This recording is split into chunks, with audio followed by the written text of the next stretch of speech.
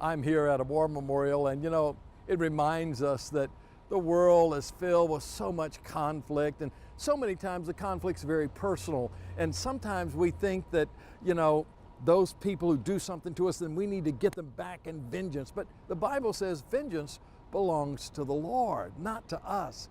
God has a different plan for us, and what He wants for us is totally different. For Jesus said that you've heard that it said that you're to love your neighbor, but He said, I want you to love your enemies, even those who hate you. I want you to love them.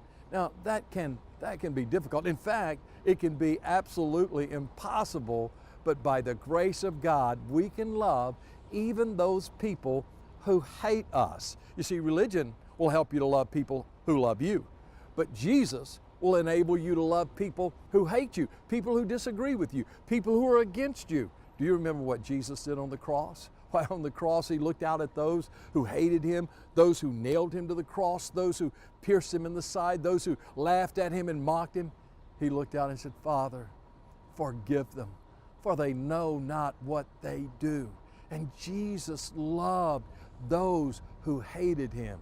There's an example in the Old Testament of David. David he became the king of Israel. But before he was king, there was another king by the name of Saul. And Saul became very jealous of David and mistreated David and tried to do harm to David. One day, David found himself secretly in a cave that Saul came into.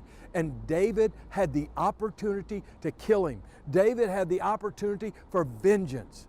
But the Lord spoke to his heart and struck his heart and said, no, you don't do that. You don't do that. And David learned something. You see, vengeance belongs to the Lord. And David did what was right. And because he did what was right, God exalted him to be the king. God has a plan for you. There may be people trying to hurt you, people trying to do harm to you, saying things about you. Don't let that wreck you. Don't let that just eat you up on the inside. But you take it to the Lord.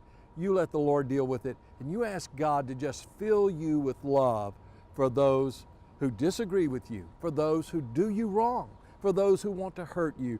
You pray for them and you love them, and see what God will do in your life and in their lives.